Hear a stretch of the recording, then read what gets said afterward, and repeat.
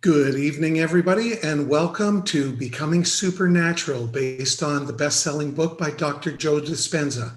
And now, let me introduce our facilitator for this evening, Reverend Bob Trask. Howdy, my dear friends. Thank you for being with me tonight. Boy, this is going to be an incredible night. This was a beautiful chapter, full of incredible stuff. And we're going to share it tonight. We're going to bring it alive. We're going to put it in our minds and our hearts and make it real. I'm so excited. We're going to start off with a meditation. This is going to be a short meditation because later we're going to do a guided meditation that's going to be real powerful from Dr. Joe Dispenza. But right now, let's just take 5 minutes into a deep meditation just to get us grounded for the class. So if you'll take a deep breath in through your nose, hold it for 2 or 3 seconds, out through your mouth, and just let your body fall into relaxation as you do so. We'll have just 5 minutes.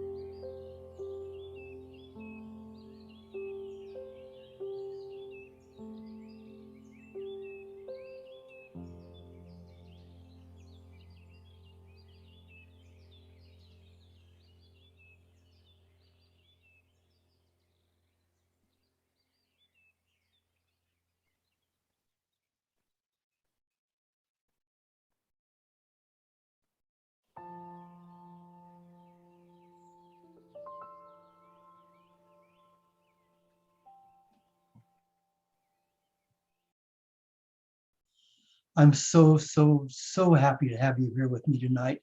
Boy, this is a big night. We've got some really important and exciting things to do. I'd like to start off by reading something to you that I think you already read because it's right in the beginning of the chapter.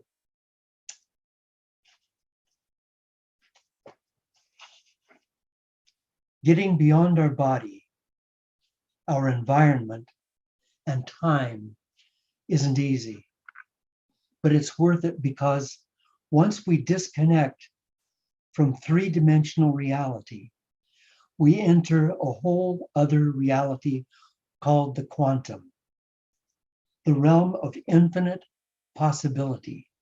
Please remember that, the realm of infinite possibility.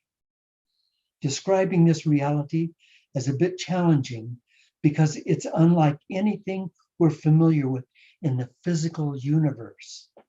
The rules of Newtonian physics, the way we are used to thinking, and the way the world works simply don't apply. Now, what that means is that you and I have to learn to think in a new way. Not think new thoughts. Oh no, think in a new way. Have a different foundation, a different fundamental of our thinking.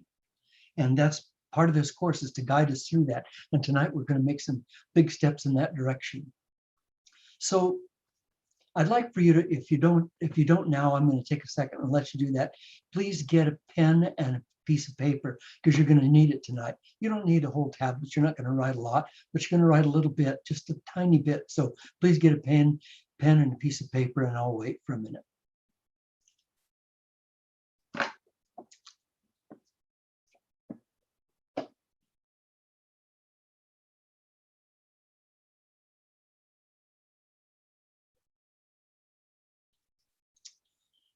Okay, we're going to be talking about brain coherence.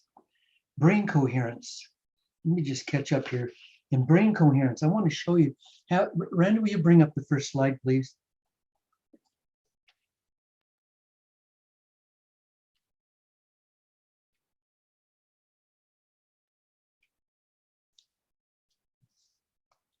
So brain coherence. A coherent brain, or a brain that's incoherent, is one in which the thoughts in the brain, the energy in the brain, because thoughts are energy, aren't they? We know that now from our studies in metaphysics. Thoughts are energy, and the energy travels in waves, and energy is frequency, and frequency always carries with it information. So when the information in our brain gets all chopped up and all squiggly and all crazy, we're thinking a bunch of different thoughts, and we're worrying about that, worrying about this, and how am I going to pay for this, and when will this COVID be over, and I didn't get a chance to this, and this person's sick. All that stuff's going on. Then it's the bottom line. It's the incoherent brain waves that you see at the bottom of this. And the coherent brain waves are the ones at the top. Coherent versus incoherent brain waves. And those brain waves are our choice. They're our choice. It doesn't just happen. We choose that. And I want to tell you that I've been doing this work for a long, long time, and I've met a lot of people and worked with a lot of people. And I can tell you, there's a good many people, maybe as many as 20 or 25% of people are addicted to the crazy brain waves. They're addicted to it. They're addicted to their norepinephrine. They're addicted to their adrenaline. They're addicted to worrying. They're addicted to their concerns. They're addicted to anger or anxiety because that's become part of their identity. Is that you in any way? Am I talking about you in even a small way? That's a part of your identity? Because in order to move forward in the path of enlightenment, we're going to have to change that. We're going to have to get rid of that identity and come into coherence, as the top picture shows. Random, can we go to the next slide, please? So here you see a conscious brain, and the brain waves are flowing and changing. So instead of all of the information bombarding the brain, The brain is being moved. See, the limbic brain in the center, the limbic brain is our feeling brain. That's our passion.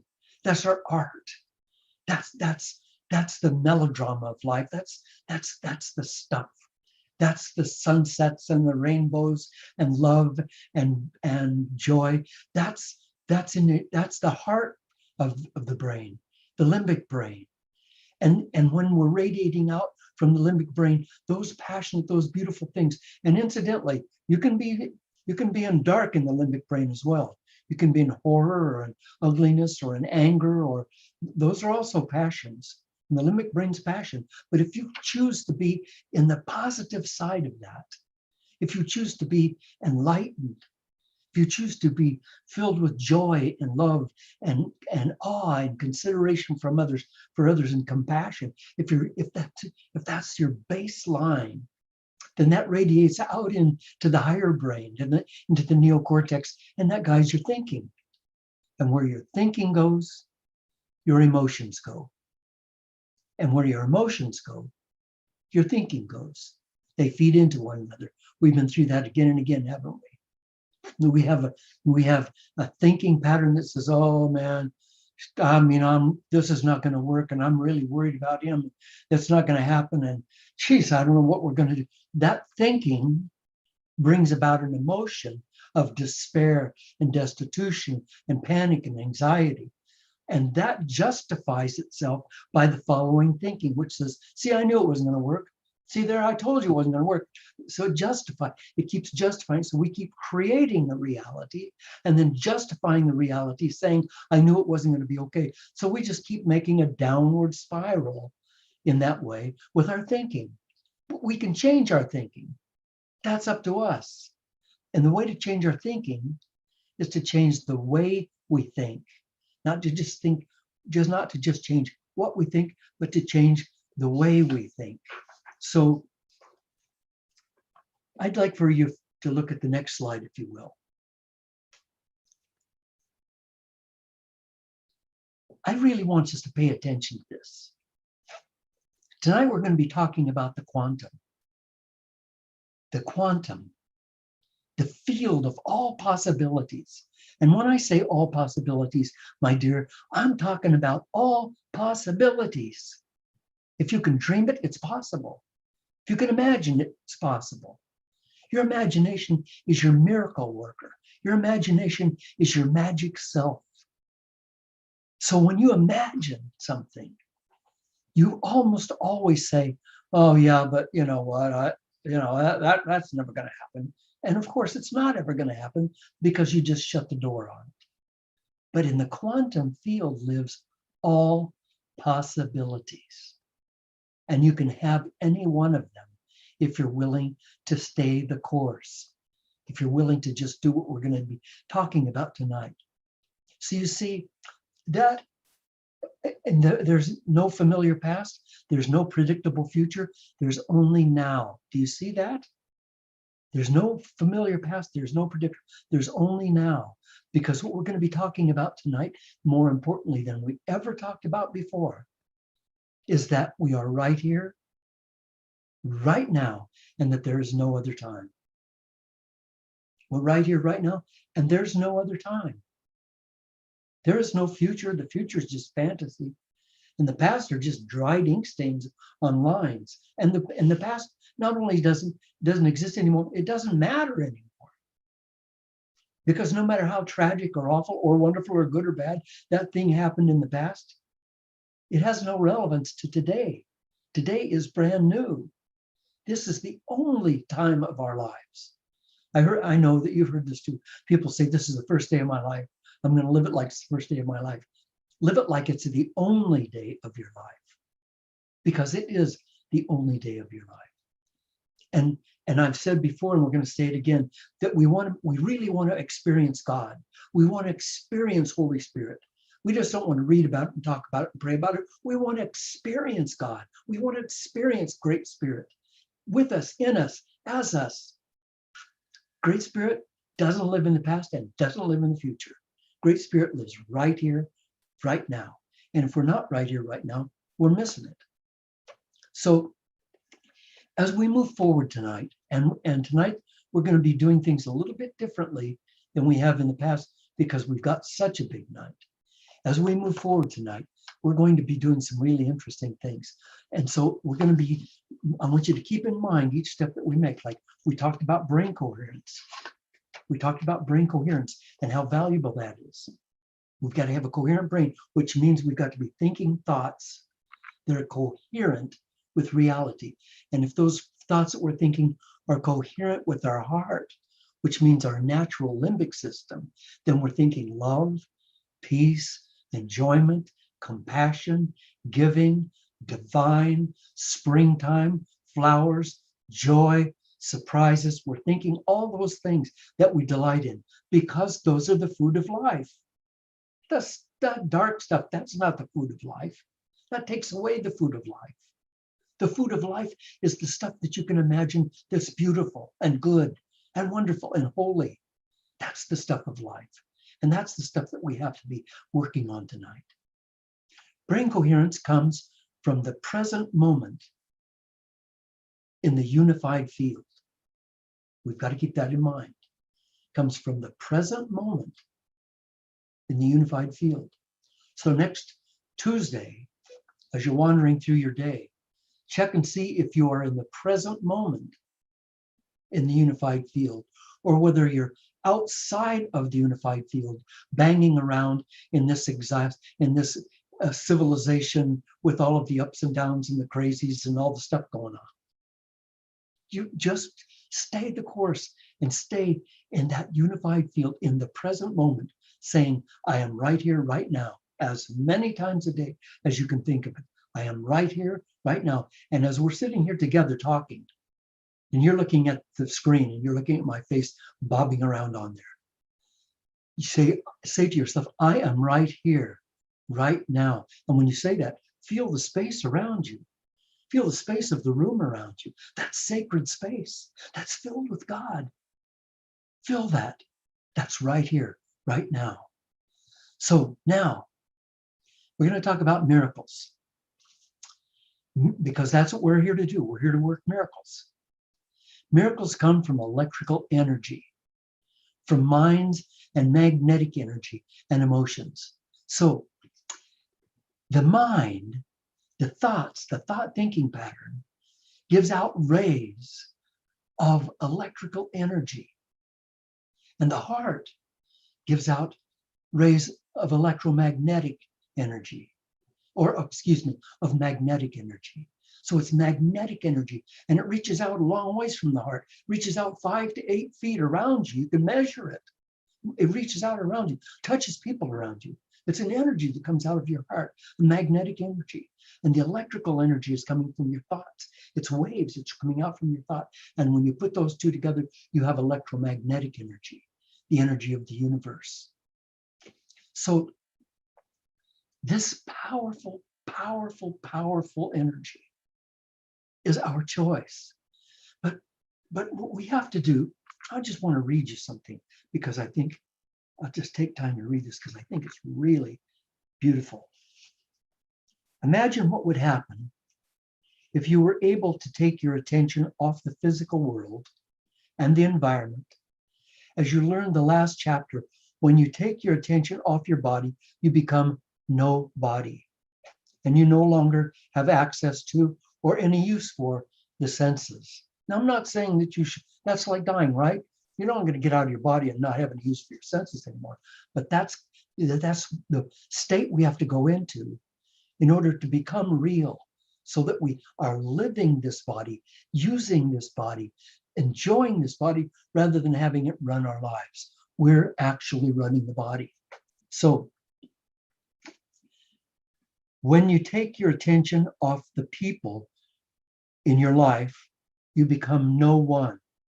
And so you no longer have an identity as a parent, a partner, a sibling, a friend, or even a member of a profession, a religious group, a political party, or a nationality. You have no race, no gender, no sexual orientation, and no age. When you take your attention off objects and places in the physical environment, you are in no thing and to nowhere, finally, when you take your attention off linear time, which is a past and a future, you're in no time. You are in the present moment, in which all possibilities in the quantum field exist, because you're no longer identifying with or connected to the physical world. You are no longer trying to affect matter with matter. You're beyond matter and beyond how you identify yourself as a body in space and time. In a very real sense, you are in the immense blackness of the unified field where nothing material exists. That's the direct effect of continually laboring to get into the present moment that I described in the previous chapter. And when he talks about that black field, he's not talking about the blackness of darkness and kind of darkness. He's talking about the void, the empty void, in which everything exists. So, my dear friend, you want a new car? You want what? A Lamborghini, Ferrari, Maserati? You want? What do you want? You want a new house? Describe the house. What are the rooms? Is it on the water? It's on the forest. Describe the house. What's the house that you want? You want to own it completely, no payments? That's fine. You want better health. You want to get rid of that little lump somewhere in your body? Okay. What is it you want? Do you dare let go of what you don't want in order to have what you do want? That's what that's what our Dr. Joe's talking about tonight. He's saying you have to have no body in order to create the body you want. If you carry the body you've got and you say, hey, doctor, I got this messed up body, I need you to fix it. How about you let that body go and create a new one? How about you create a new body? How about you create a new life, new relationships, new everything? I don't mean get rid of people. I mean pull yourself back and recreate the world that you live in without the strife, without the darkness and the ugliness. So my question to you is, what do you most want to experience? What do you most want to experience? And so in a minute, we're going to do the breakout rooms. And when you go into the breakout rooms, your question, you have that piece of paper and pencil? Will you please write this down? What I most want to experience. What I most want to experience. Because I want you to really stay on target with that, my dear. I don't want you to think for 1 minute that you can get offside and start doing some chatting. I know we love each other and we love to talk over what's been going on or what we're thinking, but there'll be another time for that. Right now, we need to focus. This is a really important night.